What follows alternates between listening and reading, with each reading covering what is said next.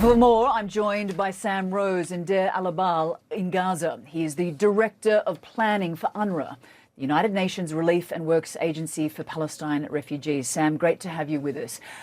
We've been reporting on how fatal extreme heat has been in the Northern Hemisphere, and that's in the civilised world, let alone for the millions of displaced Gazans living in tents, severely malnourished with no sanitation, and obviously having to deal with this constant bombardment. I mean, how much worse is the situation right now?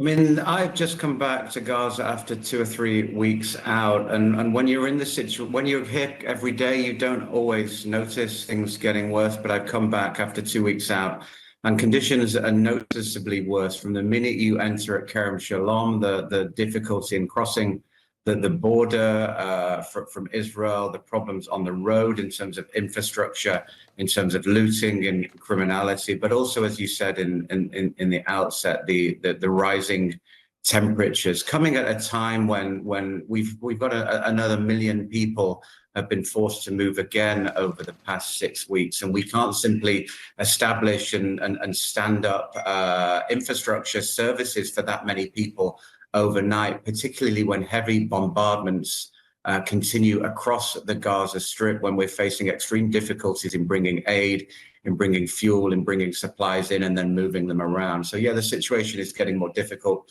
much more complicated, almost with every passing day.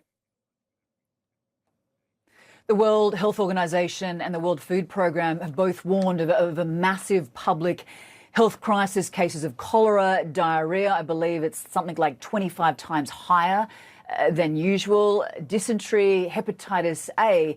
Is there medical aid, assistance reaching these people? And then what happens if they are not treated?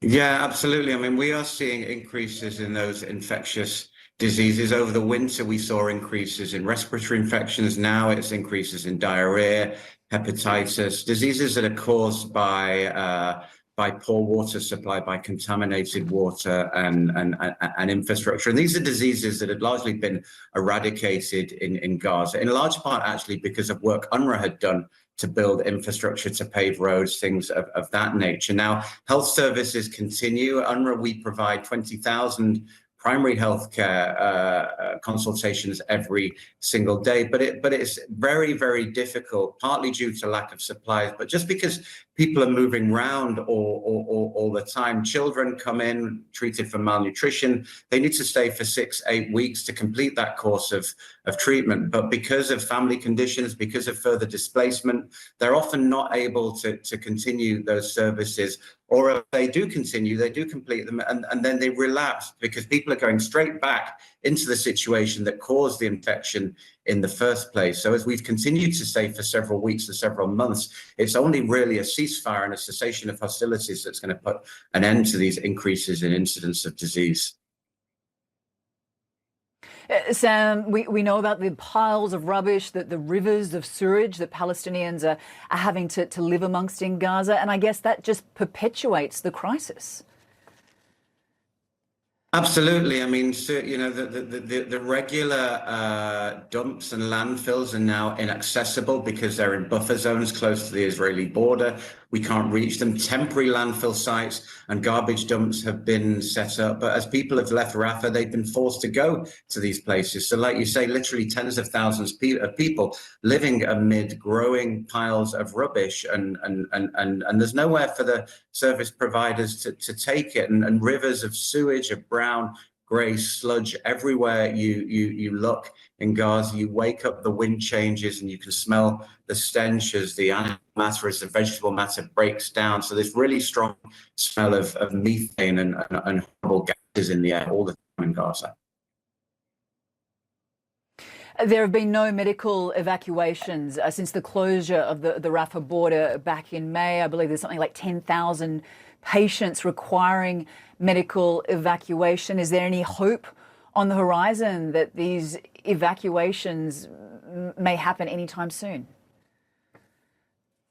I mean, we have to get that back on track. Like you said, it was difficult before the 6th of May and the Rafah operation. It's become impossible since.